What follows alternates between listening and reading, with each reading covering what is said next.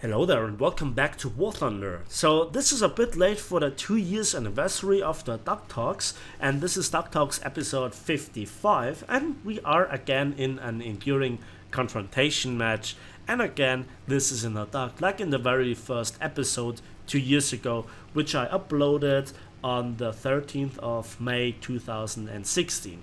This match was played on the 18th of May 2018. I'm not quite sure how fast I can upload it, but that's not the important part.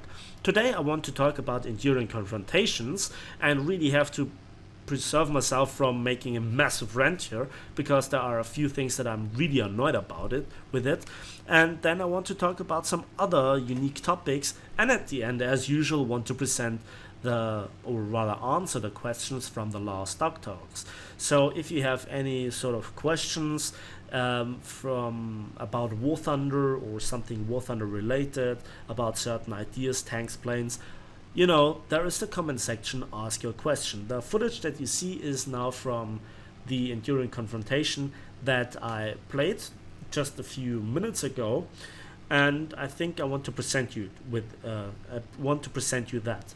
So first of all, I want you to notice how the planes behave, how the kill messages run, and you will see that a lot of, names are strange. There are no clan tags, they have no points on the leaderboard, and there are a lot of crashes.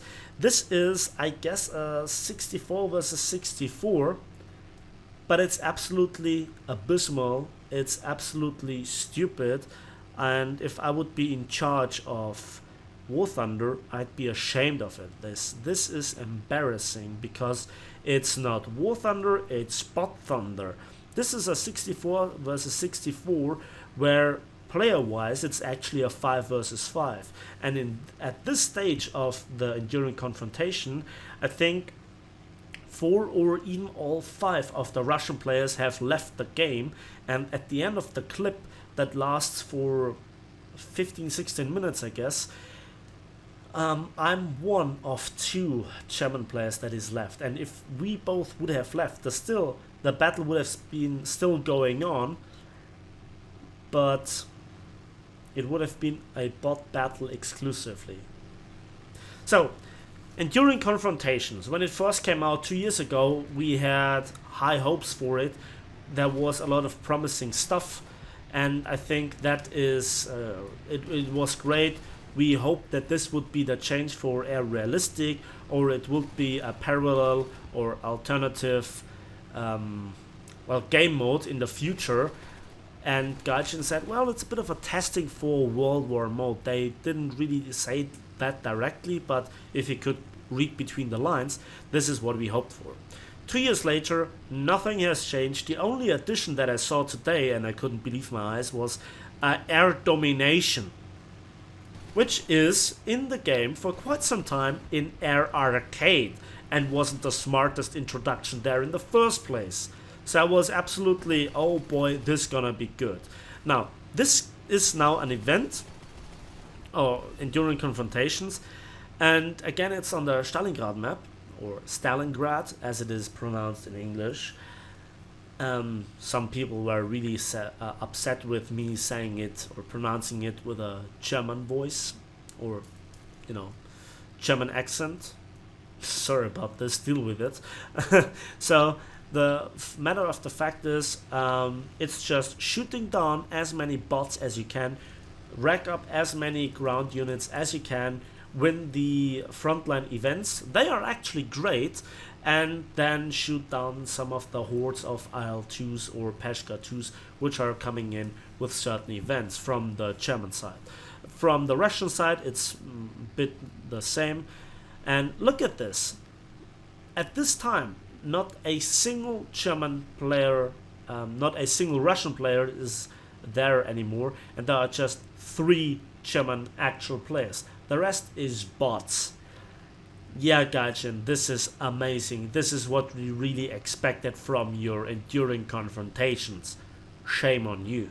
Now, why has this how could it have become like this? Now, my best guess, and I had to think about it quite some bit up until I remembered something. When Enduring Confrontation was announced, and when it really began its appearance and first responses with some demand of, polishing it, like usually it is, have been made, there was a post that actually was refreshingly honest, and that was Gaijin asking directly for money for tickets to be able to play Enduring Confrontation. So hiding the game modes behind a paywall. Of course, the War Thunder community was outraged. To a certain degree, rightfully so. I mean, it's a free to play title. On the other hand, the reasoning in the article that I remember was something the line downs. Well, we are a free to play title, we need to make money, and to finance this, we ask simply for purchasing a ticket. Something down the line like this. And of course, still the community was outraged. To a certain degree, as I said just a few seconds ago, rightfully so. And since then, nothing really has changed. Now it's a dead project. So was it wise to say no? Was it stupid of Gaijin to ask directly and refreshingly honest like this? It's somewhere the middle ground, and I think the package, the offer, was not really worth the money. Of course, something still had to be developed and put into effort of making it worth the money. Eventually, now in hindsight, I would say maybe we could pay a little bit, 1,000 golden eagles to play it for one weekend. There are golden eagle wages where you actually can then go for it. So that's just the theory, and I agree that this is a rather high price. If Gaijin would deliver, though, maybe it would be worth it. But I think this is quite a shame that it turned out like this.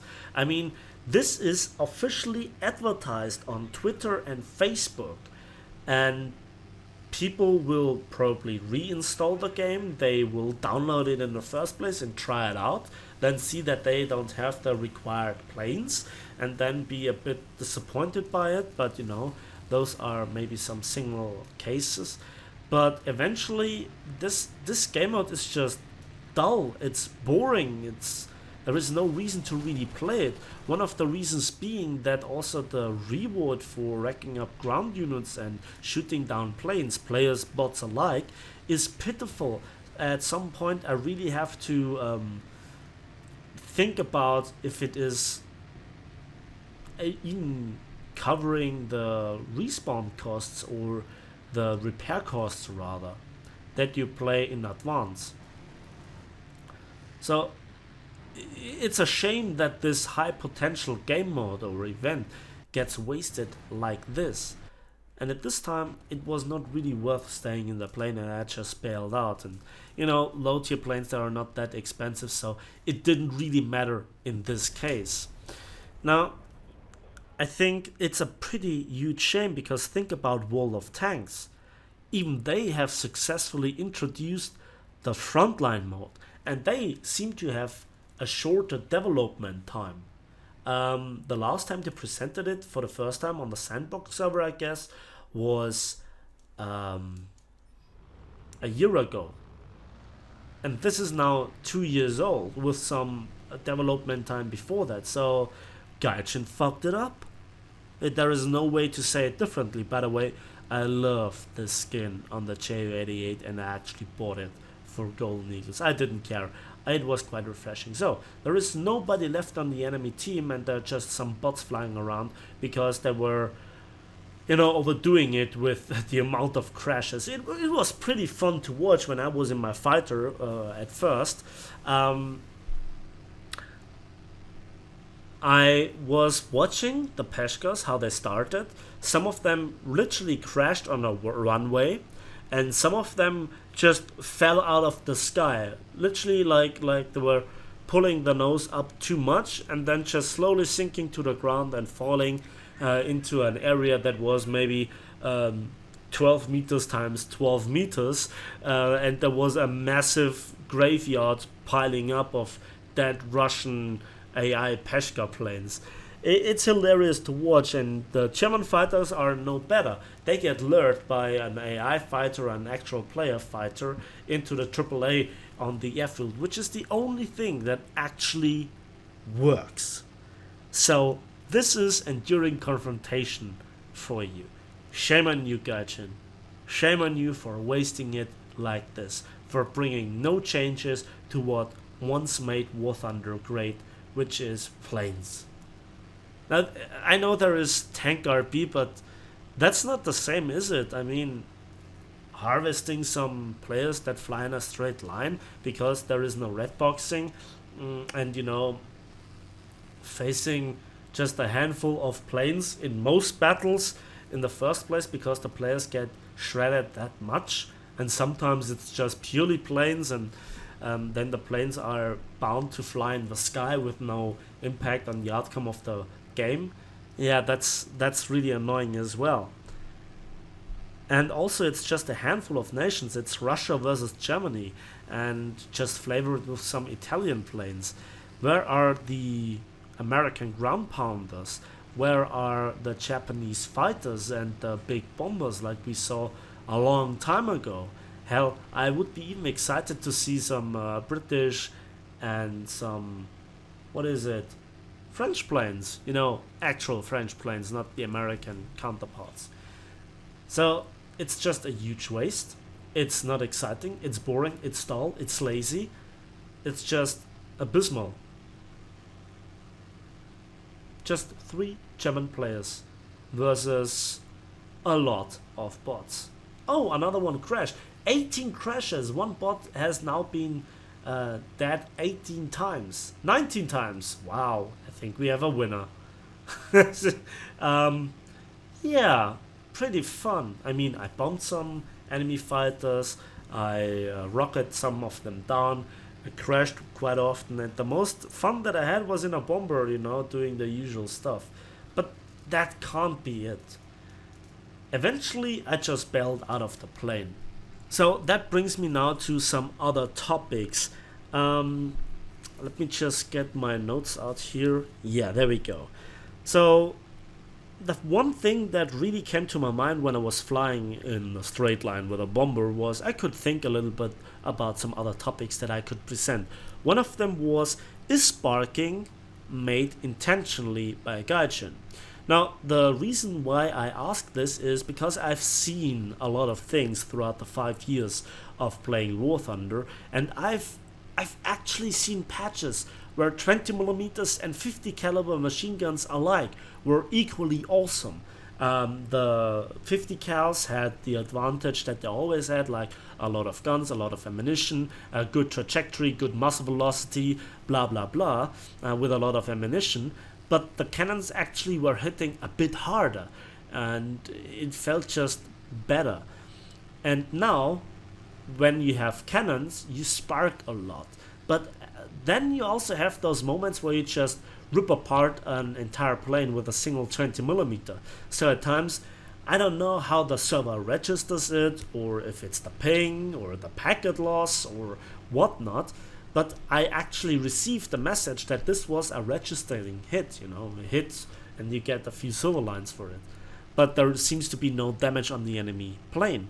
And especially if you hammer the wing of a bomber with German 30mm or Russian 37s and nothing happens and he shoots you down with the defensive gunner with one shot, that's annoying. So is it actually an RNG element that is simulating gambling, creates frustration? Then you have those rare one-shots that all the more awesome when then they happen, so that at the end you end up with some addiction and you want to recreate those rather rare one-shots with cannons? Or is it just incompetence at the hands of Gaijin? I know there's also harsh words, but one of those explanations must it be, because I've seen patches, I've played patches where I had nothing to complain about how the cannons and the machine guns and the ammunition in general was working. It's becoming more and more problematic to actually play RRB with fighters and not get nuts about how the hit registration works. Or am I here the only one? Let me know in the comment section. Then the 84 Sky Raider video I just made. I'm not quite sure if I already will have released it or I will still release it.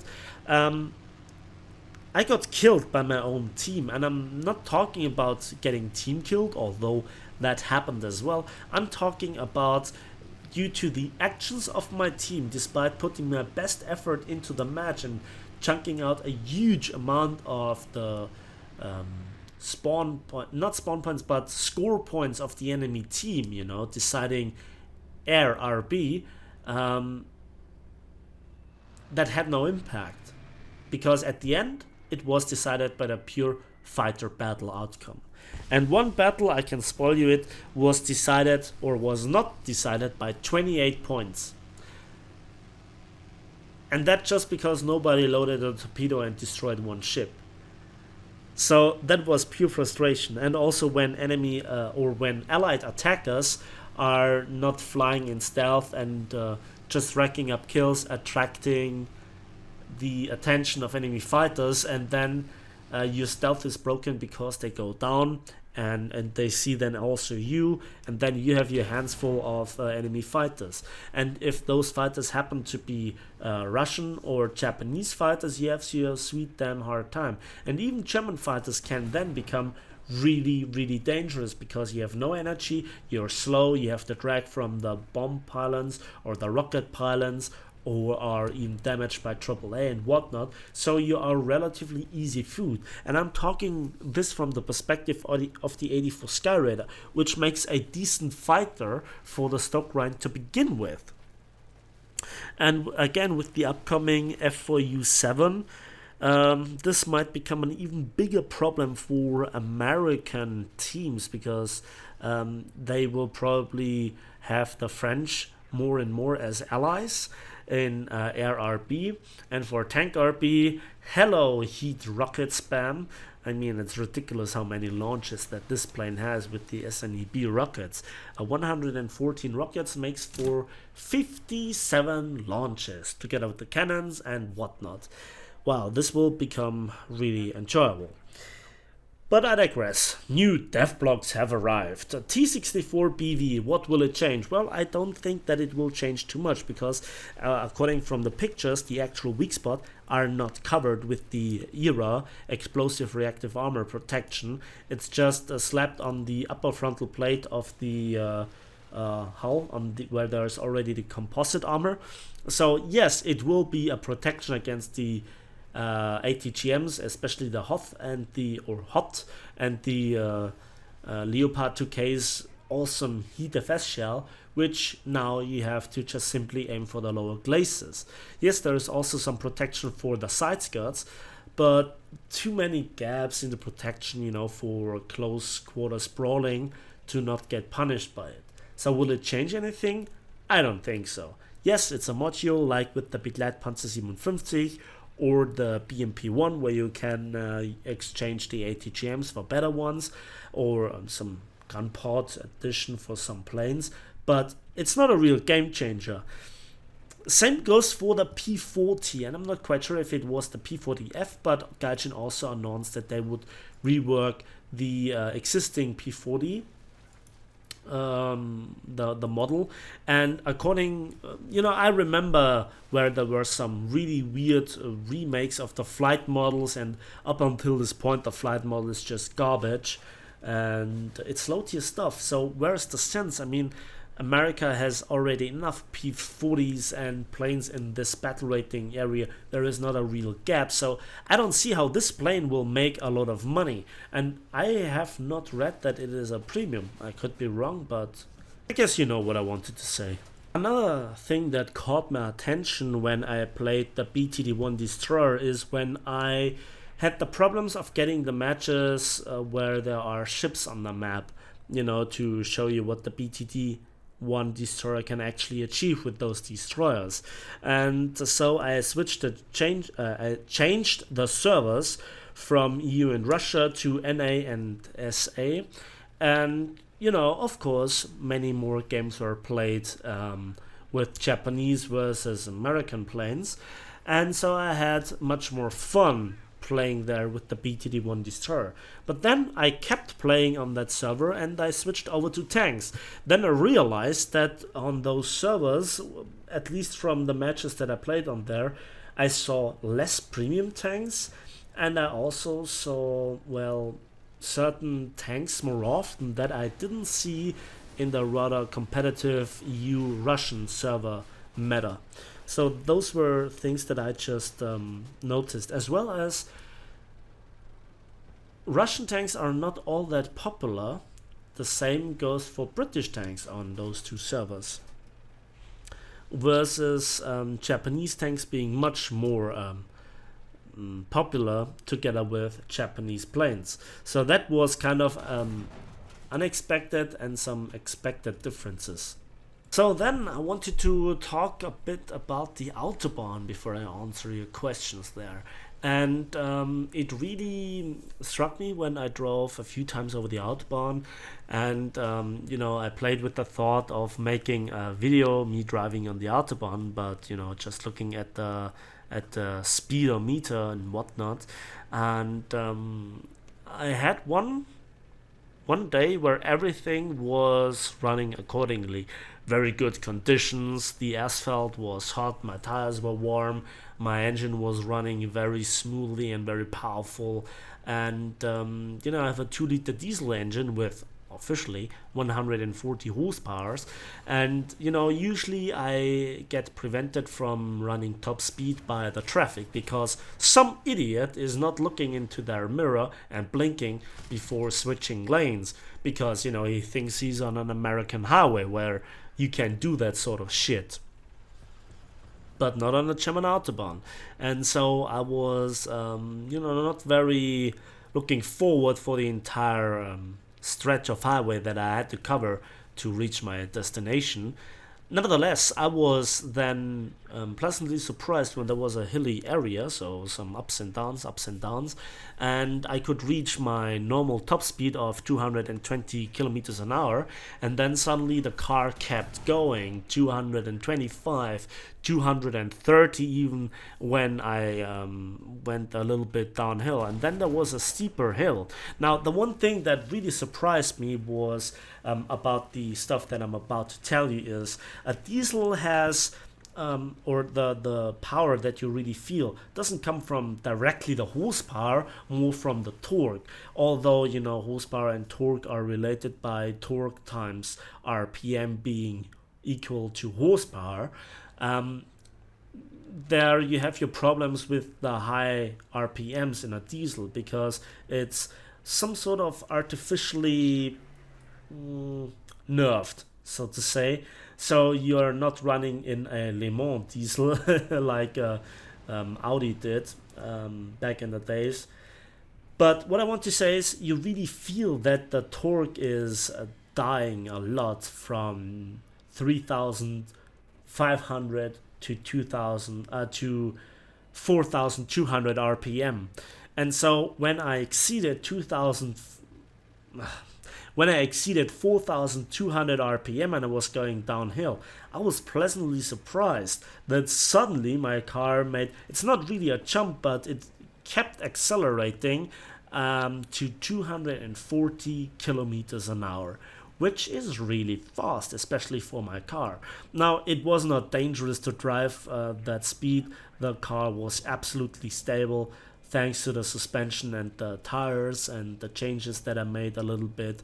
But I was actually pleasantly surprised that my car could actually reach that speed. All the more surprising that it is a diesel, and I love my car, no doubt about this. It's great to drive.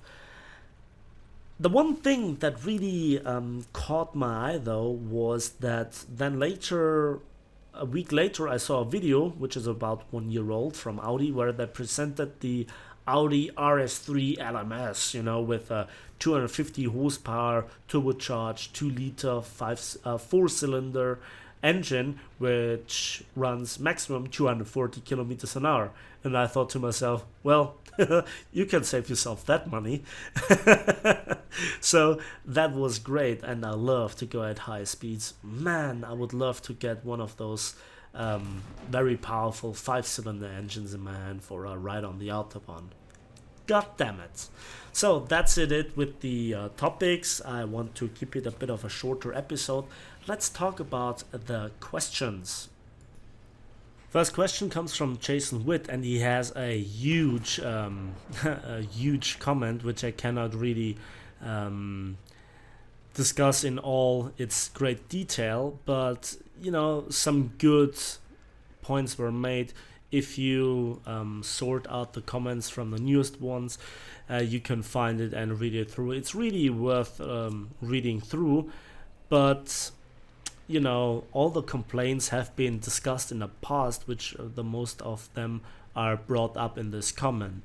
So it's a huge comment. Thank you for it. Feel free to read it out from the Duck Talks 54, Waiting Intensifies. I think, to put so much effort into a comment should be rewarded with actually being mentioned. Then Mars 2030 asks, how do you share a War Thunder game replay? Well, first of all, you go to the options, then you go to replays, and then there are your replays, with the one being on top being the most recent one. So you then could rename it, which is an option at the very bottom, and then just, for example, T54 Easy Double Ace, you give it that name, and then you just go into your folder from where the game is installed, and there are, amongst many options, also the replays. Then you drag it out, you send it to a friend via an email or through, Facebook or Discord, and then he has to pick that replay and insert into his gaming folder with the replays, and then he can watch it there. So I'm sorry, but you cannot really upload the replay just on YouTube for everybody to enjoy. You actually have to record the match and then edit it, if you edit it at all. So I hope I answered I hope I answered that question. Denomra asks, you should really stream so that I can do a based napalm. First of all, I myself cannot really stream. I don't have the internet. But as I pointed out in my Why Respawning Sucks video, is that I sometimes join the live stream from Impleed, which is a German YouTuber, and so you can join me there, and maybe you can make your base napalm compilation with quotes from there. Then Swiss Cowboy 87, question for you, Napalm. What do you think about a facecam? Nothing at all. I mean, there is already enough stuff going on the internet and too many crimes against humanity. I don't want to really do that to you. So I hope I answered that one. A pretty long comment from Random War Thunder, and he has some problems with the T44, and he wants to give him some advice how to play it, or he wants me to give him some advice how to play it. And he is complaining there's always some cunt camping and one-shotting me every single time. Well, first of all, I think this is the battle rating where the gloves are a bit off for the Russians, and you're suffering from the very same problem every nation at this battle rating suffers from the British, with their stabilizers and APDS and whatnot. So have fun, and I know the repair times are stupid, so I don't give anything about how many civil lines you earn in tank RB. In Air RB, there's where the money is. And, Air RB is still pretty popular. It's far from being dead, as many people, think it is. So I think I have answered Anti-Laxos comment here. Yeah, and then there is a nice comment from the Fighting Squid. Napalm, you obviously take time to think through what you are going to say. Thank you for providing constructive War Thunder videos. It's my pleasure, sir. So, there were a lot of comments throughout the entire comment section that were, talking about what you're interested in. It's really, really interesting what you guys think is interesting. Nur Rahman asks, Napalm, can you replay the KPZ with stock shells only? Missiles plus heat versus Abrams Horde. And then a replay from Swiss Cowboy 87 is, I would pay money to see that. Really? You would pay money for me to waste my time at top tier with that?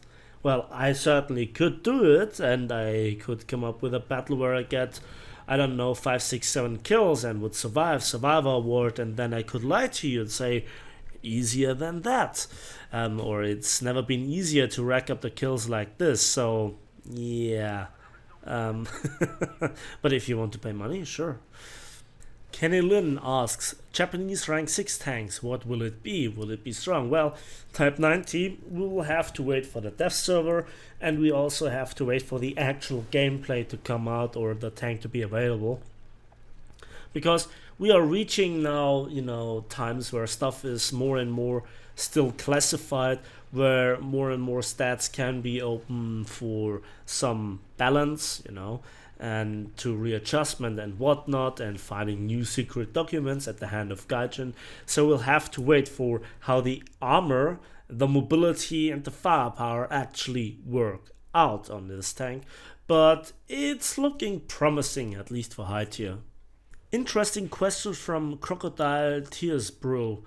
Napalm, I'd like to hear your opinion on the new light cruisers, as I see you are the go-to ship guy. That being said, what I look for in a YouTube is entertainment mixed with actual skill in the game.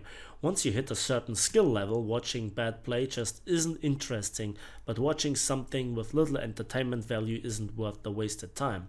Yeah, it's always, it's actually pretty difficult for me to make or to point out the interesting part in a video, because I know what the video is going to be, and then I actually say a lot of things about some stuff that is interesting, but the actual interesting part I very often forget, so I have to redo the video, the commentary and whatnot. But about the light cruisers, well, I've thought about it now with greater detail, and it will become really interesting with the current meta when I think heavy cruisers come in. Rethinking about the videos that I made and letting it settle, I think light cruisers have a lot of potential, but it comes down to how the map is designed, and to find out the little tips and tricks, and I will make a lot of guides how to aim in particular. I mean, despite the fact that I am not okay with the aiming system, I can aim, and I know when a shot makes sense and when not. And with more and more or with less and less salvos that you have available to you due to limited ammunition, greater shells need more place, so you have less of them. That's pretty interesting. Also, the secondary armament can be fun, so I am looking forward to ships that have a lot of secondaries that you can switch to if you have a long reload or whatnot, to fight off those pesky patrol boats if they have the task to take you down, or they want to take you down, and to take down light cruisers with patrol boats. I think there is a lot of potential for great excitement gameplay, but then again, to make YouTube videos out of that is another task. So to play it is certainly more interesting than to really watch it. Then Biased Snail, Napalm, what do you think about the new P47's BR? It's a change that happened a while ago. I still think it is very good with the airspawn. I'm becoming too fat because of all the bias I'm delivering to the community. Nice. So I think the P47 is a plane that doesn't really give a shit in the current state about the battle rating that it is at. It has everything. It has too much going for it. The airspawn, the ground pound potential, the 50 cals, the sturdiness, the speed, the high altitude advantage. If you have some sort of skill and don't dive after the very first ground attacker together with the rest of your team, you actually are practically unbeatable. A team out of 4 P-47s, that actually communicate with each other, that do not face other nations' P-47s, Russian and German premiums. Hello there. I think they are practically unstoppable. They can force the head-ons, they can play together, can go to altitude, can stay for very long in the air. They are sturdy, they will make it back to the airfield with engine damage and whatnot. They are really hard to come by, and currently I think that they are choking RRB too hard. It's not fun to play at this battle rating if you're not in a team that is dominated by P-47s. They're just way too easy to play and too straightforward and too forgiving and not fun to play against. So I think, I hope I answered that question. So Commissar Wombat asks, maybe do a video on the mechanics of HE shells. They act very strangely and I'm not sure if I'm using them correctly. Well, HE shells are very situational. You might use them on the Panzer IV E at very low tiers in conjunction with the APHE, where the armor is very thin. You use them against potato trucks to hull break them, or very high caliber ones to splash at the turret front and splash down through the deck armor of a tank. HE shells in general are rather rare, or rather rarely useful, again except for high caliber ones. So not every target is that easy to take out. I think one of the hardest targets to take out with HE shells are the German tanks, in particular from the Tiger onwards. Tigers, Panthers, Tiger 2s, Jagdtiger, Maus.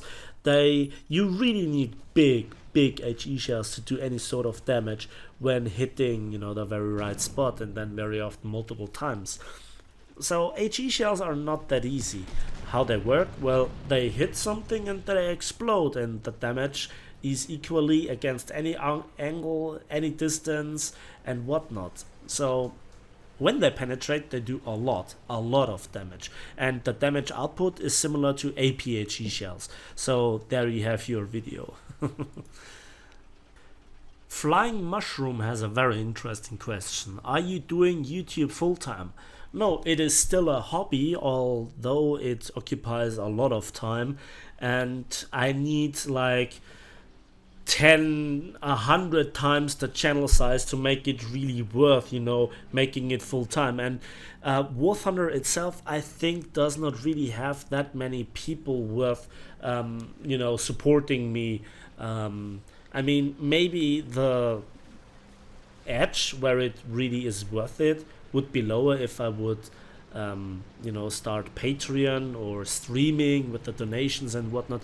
But at the moment, I'm far away from making YouTube full-time. I mean, I lack the professionality, the actual professionality that I think is required to make YouTube full-time and to keep it full-time, because then you are on your own. Basically, there is no real work that you could go to, and you're really relying on the mercy of a lot of people, and there is one video is enough to fuck you over. Somebody hacks your account, you're done, something like this. There are too many question marks to make it really reliable.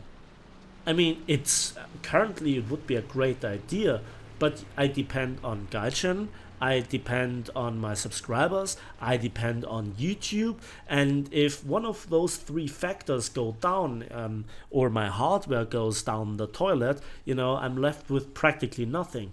There is too much money that you need to invest to make actually back your cuts. It took me like a year to make back the investment that I did for the PC. And still today, there is still the monitor, the microphone, the software and whatnot. That all costs money, it costs time, and I could make much more money with something, with different work basically. So it's a hobby. It's because I want to do it, not because it makes huge amounts of money. TB6 asks a very interesting question. I have a question for you. Is there any specific reason you always use crosshair lightning, or is it just a visual preference thing? Well, I think if you get used to it, you appreciate the difference. And on a lot of maps where there is a bit of a darker background, the crosshair lightning really helps you to make the quick shots, to say it like this. And I'm just used to it, and it is just coming out better for me personally. Then there is a comment from Aha that I really have to answer. And he complains basically about the Leopard having to face the Soviets and Americans, and that it's a bit unfair that the Leopard has to fight the Abrams and the T-64B alone. And then he adds the line, "Please tell Gaijin to fix this. Unfair that Russian team up with Abrams. Sorry for the long comment, hope you read it." Well, I'm in a position where I can Gaijin exactly nothing. I mean, I could try, but in good Russian fashion, they will skillfully ignore me. And I'm not the only one that's complaining about this or would complain about it. It's generally a thing that turns me away from high tier gameplay, aside from, making the tank reviews and showing people if a tank is actually worth the grind to go to. For instance, the Challenger, no matter how good or bad the armor is, the lower glacis is just the one thing that is such a big weakness. And from how it turns out, the Chieftain Mark III is just battle rating for battle rating just a little bit better, so the peak is at the Chieftain Mark III. What does this have to do with high tier tanks? Well, it has simply to do with me making the videos for you to show you if the tank is worth it or not. And I'm talking more and more about the team composition that is usually in there. And I totally agree that it is a bit strange because the Leopard doesn't really have armor. When it then has to face tanks with armor, where you have to aim longer and more careful than the opposition that practically can disable you wherever they like to shoot you, is a bit unfair. And Abrams is ruining top tier gameplay for me anyway, so sorry that I cannot help you there. Ultharaptor asks, what do you think about Gaijin killing the 30 in terms of repair costs? Again, I couldn't care less about the repair costs of the tanks in Tank RB because the income in general is pathetic, and when I'm sitting in the Ferdinand, the repair costs are the least of my problems. Then there is a really long comment by Fly by Nature, and he says he is a AB pilot with a lot of air kills and ground kills, and he is starting to look at tanks now. But my channel is an enigma and he has no idea where to start. So the problem is people come to my channel for various different reasons. There are new subscribers, there are subscribers that are with me for quite a long time. I try to have diverse content when it comes to War Thunder, from Tank RB, Air RB, high tier, low tier, sometimes a guide here and there. And I have everything sorted by playlists. So if you go onto my channel, there are numerous different playlists. For example, guides, for example, tank reviews, and you just have to look through the stuff that you are interested in. I have an ammunition guide, I have a guide on how to get gun depression, and so many more guides, for example, how to use AAA. And I know that my videos are long and that it's not everybody's taste, but this is just how I do it. So all the subscribers that I have, or a good portion, actually are okay with the video formats that I do. And while I appreciate that you just have the honesty to go out and say what you like and don't like about my channel, you cannot please everybody, I guess. And I know that some of my videos are longer than others, but if you are really looking through the videos, you realize they, especially the tank reviews, have a certain level of detail, and I need to keep this for every single tank. And some tanks are easier to cover than others. Some tanks need more explanation than others. If I talk about about the Tiger 2, I can explain it rather quickly compared to T-29 or Carnarvon, for instance, to keep here the heavy tanks in an explanation. Or if I talk about the Begleitpanzer, it's a completely different tank to a Hellcat, for instance. Although both have, practically no armor, they completely play differently, and I need to point that out. So the tank reviews need to stay how they are, in my opinions, and I have guides out there. Yes, I could do more, and sometimes I'm missing the time for it, and maybe something could be explained shorter, but there are a lot of YouTubers out there that also make guides, and there are also make their reviews, and they do it in a different fashion, shorter and whatnot. But I do it the way that I do it, and so far this has paid off. But thank you for all the compliments that you made, and I won't reveal my face that quickly. So thank you for your question. Kipper asks, do you favor any particular nation to play in your free time? Well, everything YouTube and War Thunder related is my free time. I think I practically would love to play the German planes more if they wouldn't be so stupid to fly, at least the fighters with their broken rudder and elevator response. And I'm not talking here about the maneuverability. If you really fly them, you really know what I'm talking about. So I hope I answered this. I tried to spice it up, but I think I haven't played the Italians for quite some time, despite having good planes. And I also don't fly the British that often. They are not that interesting to me. And Italian tanks, well, that's a meme by itself. But usually I try to cover the new stuff when it's coming out. And sometimes I try to revisit stuff that isn't that I haven't covered in quite some time, or is something worth talking about. What do I love to play? Well, that's a good question. Sometimes my moneymakers, because you can never have enough silver lines, and that says something that is now at 118 millions again. I think to play attackers, something like the Sky Raider, is always nice to do, but they're making not that much money. Jack Devaney has a question.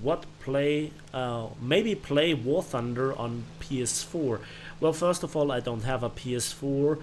I wouldn't know how to set it up with, recording videos and whatnot. But even then, I suck at playing with consoles. All my reflexes are in, hitting the key bindings and, playing around with the mouse. So all my reflexes I would have to relearn. Also, I have a pretty good gaming PC, and I also would be in dire need of creating a new account, because I'm not quite sure if you could couple it.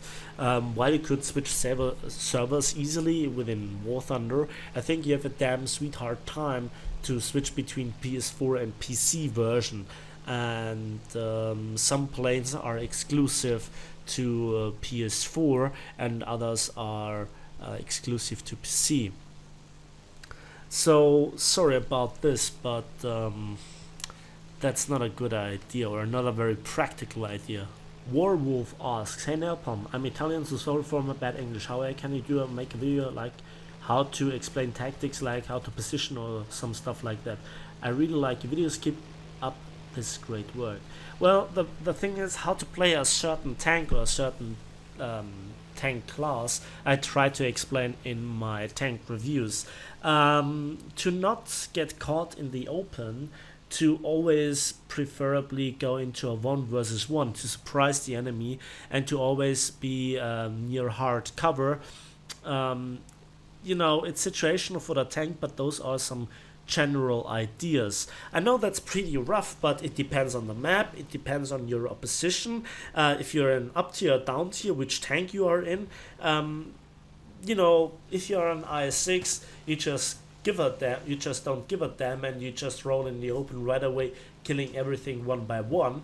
But if you're in a Hellcat, you want to use your mobility to go into cover and, you know, surprise the enemy in a sniper position where you have easy side shots, and then use the right ammunition, APAG, or then you tickle down the enemy by disabling shots with AP like gun breach engine, and then slowly killing the crew or letting the tank burn down after the third engine hit.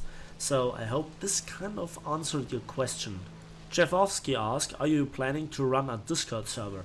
No, I'm way too small, and I'm mostly joining other Discord servers anyway, such as Beehive Squadron and Mike Goes Boom, and the unofficial War Thunder community Discord server and whatnot. I once was really engaged with the Gentleman's Hangar, but that is kind of dead, so sorry about this. So there is a question that has been asked in several ways, and I partially have answered it yet, but this question is now coming from a guy where I cannot pronounce the name because it's written in Japanese or Chinese. I guess it's Japanese. Napalm, what do you think about the new repair costs? In my point of view, Gaijin is trying to destroy the game. So this last question is answered in a way where I'm sorry if this sounds arrogant, but I couldn't care less. Not because I am, you know, flooded with golden eagles for reaching 10,000 subscribers, or I get all the support that I get from Gaijin. I was always looking for being independent, Silverline wise. So every patch where I didn't really research anything, I played maybe a few hours per day to collect silver lines with my premiums, that I knew I had very good average games, maybe even some overpowered planes, PV2D, German P47 and whatnot, and I made a lot of videos regarding this topic. I don't really think that you earn too many silver lines in Tank RB, and it's not really the silver lines that I'm concerned about. I'm concerned about the research point income, which is pathetic. So Gaijin tries to make the economy in such a way that many average people are forced to either play lower tier tanks and planes, which is rather unrewarding because your research progress is then punished a little bit or greatly at times, and to either make you buy a premium account and or also purchase premium vehicles. It's a free-to-play title. They try with every method to get the money from you. And if you don't think this is if you think that this is not enjoyable, I absolutely agree with you. But I have done it in the past to collect silver lines, to make a big pile of silver lines, to prepare for a new patch, to prepare for whatnot. Every single plane and tank that I own, that I also play, with the exception of some some premiums, are in a crew and have the expert crew on it. So the purchase price of the tank, again, I don't care about the repair costs. I don't care about ammunition costs. Yes, I can point it out, but I could play the TU4 all day long and still make a profit with that. Same with the B29. That is not the problem.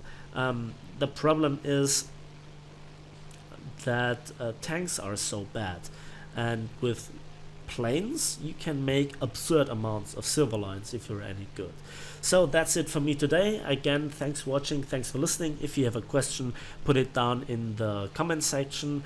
Yeah, I hope you enjoyed this video. Give it a like if it did, subscribe if you want to see more, and we'll see each other on the battlefields and in the skies of War Thunder.